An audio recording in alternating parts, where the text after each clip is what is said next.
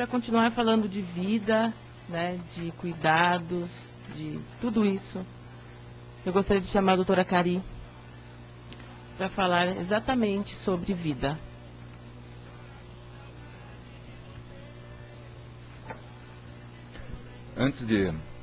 Bom dia a todos. Antes de falarmos a respeito de vida, o Dr. Vítor de Sales, ele comentou a respeito de um aspecto, que passou muito rapidamente. Eu acho que torna-se um aspecto bastante importante aqui para nós nesse dia da manhã. Não por um acaso, como ele comentou, nós somos envolvidos em certas situações.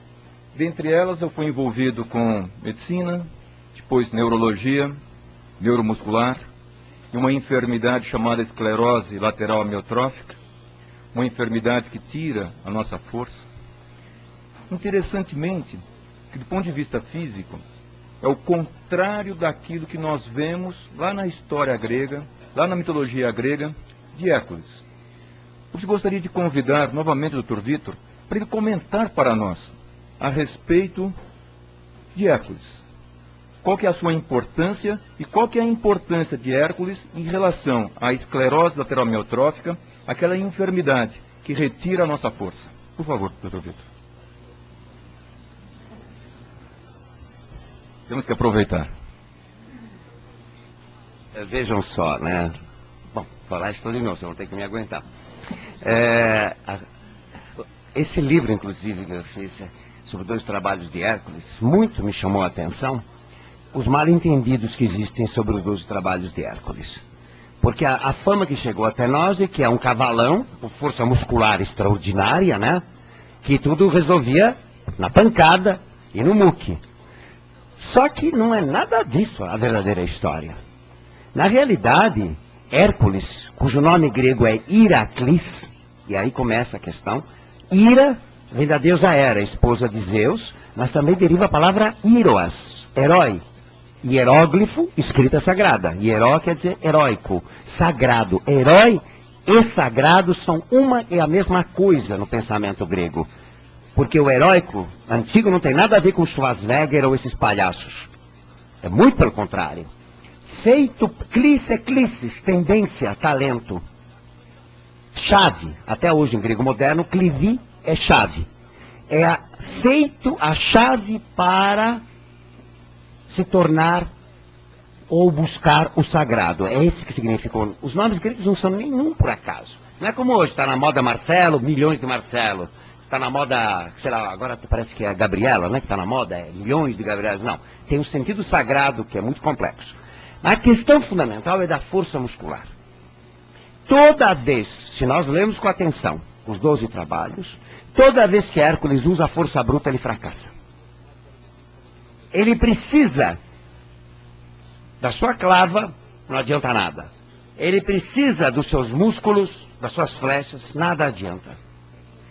Nós estamos educando um monstro instintivo, como todos nós somos como crianças, para a civilidade. Para que ele resolva os seus 12 trabalhos, que são as 12 etapas da transcendência, ele precisa do auxílio de Atena, que é a deusa da sabedoria, da justiça e da equidade. Ele precisa da intervenção de Eros, que é o deus do amor, nada se faz na vida sem amor.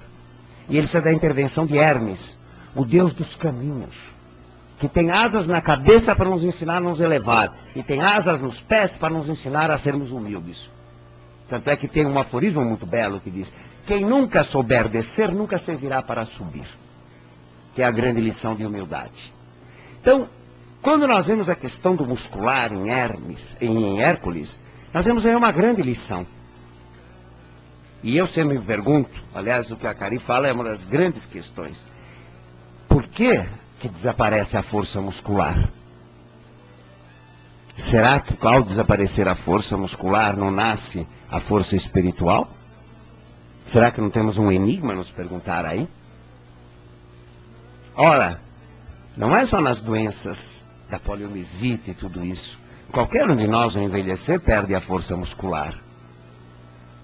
Mas ganha uma outra força. A não ser que vire bode velho, né? Porque, lembra-se bem, não basta envelhecer para ter sabedoria. A temporalidade O tempo é condição necessária, mas não suficiente. É preciso aproveitar o tempo para que venha a sabedoria e abrir mão dessa aparência externa da juventude, que ela irá embora, não tem jeito, pode fazer, esticar, pode botox, pode pôr o que for. Mas a beleza é outra. Então aí está o grande desafio, que é uma outra reflexão do sentido da doença, né? O sentido da doença tem que nos alertar de que talvez ela sirva, como você viu para Diógenes, por exemplo, que era gago, e pôs tantas pedrinhas na boca para falar, que se tornou um dos maiores oradores da Grécia. Talvez ela esteja aí uma chave a refletirmos. É que doença não é defeito. É um desafio do destino a cumprirmos. E compete a nós fazer de tudo para superá-la, mas também de com isto nos espiritualizarmos. Os 12 trabalhos de Hércules são as 12 etapas da transcendência. São as 12 etapas que nós temos que passar para alcançar, não por acaso o último trabalho é a captura de Cérbero, é o cão da morte. Nós temos que capturar a morte, sim. E capturar a morte não é dominá-la. É saber que isto aqui é meramente físico e que há algo maior do que o físico. Coitado daquele que morre sem acreditar em que está se ficando velho, próximo da morte, não acredita em nada.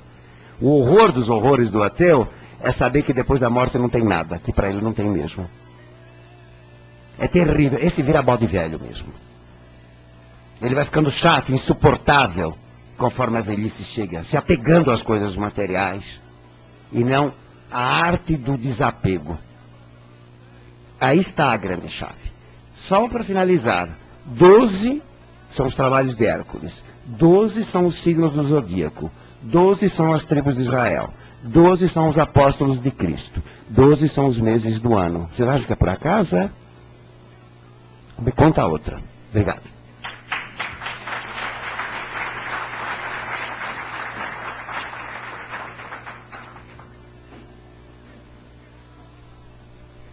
Uma das perguntas que sempre me fiz, por que pode existir essa enfermidade tão dramática? Essa enfermidade que vai comendo a musculatura das pessoas, vai levando uma fraqueza muscular no membro, no outro membro, vai afetando a motricidade da deglutição, da respiração. Não queria trabalhar com pessoas com esclerose lateral amiotrófica. Não era uma escolha simples, não era uma escolha original. Mas o destino fez com que ocorresse esse envolvimento com esse tipo de pessoa.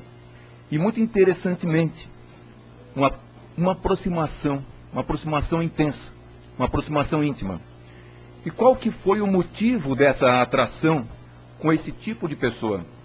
Foi uma atração muito simples, de uma forma muito facilmente explicável. São pessoas diferentes.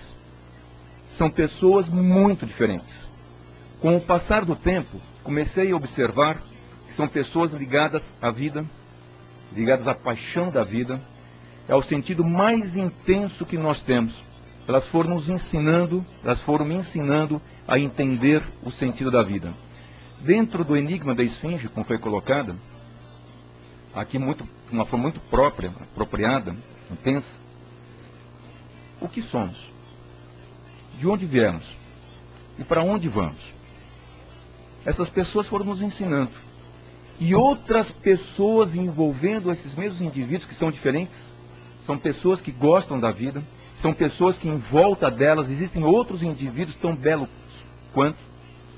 Essas pessoas foram me ensinando. Foram me ensinando a arte do viver. De viver com dignidade, de viver com paixão, de viver com amor. Essas pessoas foram mostrando que as coisas sem arte são meros objetos. E aquelas coisas mais simples, elas criam asas da beldade, elas criam asas da liberdade. É quando o indivíduo começa a realmente ser um indivíduo liberto, um indivíduo completo. Interessantemente, isso estava acontecendo quando as forças estavam indo, mas eles estavam se fortalecendo. E não só fortalecendo a si mesmos, mas também a própria família. E não só a própria família, mas também o médico que achava que estava tratando, e a equipe que estava envolvendo aquela situação, que nós chamamos a multidisciplinaridade, que é uma situação muito bonita. O que é a multidisciplinaridade? É uma forma muito difícil de tratar, porque são pessoas diferentes, pessoas com formações distintas, que devem falar uma mesma linguagem, que devem entender um indivíduo, e devem compreender o que é um indivíduo, e devem compreender o que é vida, fazer com que essa pessoa ela tenha sua dignidade plena, respeitada, mas sem mudá-la, sem mudar o que ela realmente ela é. E essa equipe ela tem que crescer, ela tem que fortalecer. Nós fomos ensinados neste período. Faz 10 anos da criação da ABRELA, Associação Brasileira de Esclerose Lateral Amiotrófica, e ocorreu nesses 10 anos uma profunda transformação nessa associação, daquilo que nós imaginávamos durante a sua criação, da sua fundação, e daquilo que nós somos hoje. E eu não tenho dúvida nenhuma que seremos muito diferentes daqui a 10 anos, muito diferentes daqui a 20 anos também. E a razão pura e simples, porque essas pessoas, elas foram nos ensinando a ter aquele sentimento mais belo do ser humano. E o sentimento mais belo, sem dúvida nenhuma, é a esperança. É a esperança que coisas novas, elas apareçam, e essas esperanças, elas nos servem para ampliarmos aquele sentido de cidadão, daquele sentido de indivíduo, daquele sentido de vida. Sem esperança não há vida. E com a esperança, elas vêm novas medicações. Com as esperanças, elas vêm os novos procedimentos que podem ser com terapia genética, que podem ser com célula-tronco, por exemplo, que nós estamos vivendo essa situação e hoje haverá uma apresentação disto. Mas será que é isto que nós estamos procurando? É o tratamento novo? É a célula-tronco? É a terapia genética? Não é só isto. O que nós estamos procurando é o sentido mais amplo daquilo que nós temos que respeitar, ou seja, a vida. Parafraseando um pouquinho Shakespeare, diz lá, nós somos feitos do mesmo tecido dos sonhos. A parte mais importante, portanto, da nossa vida é o sonhar. O indivíduo que sonha, ele é independente. O indivíduo que sonha, ele se aproxima de Deus. O indivíduo que sonha, ele tem a vida. Obrigado.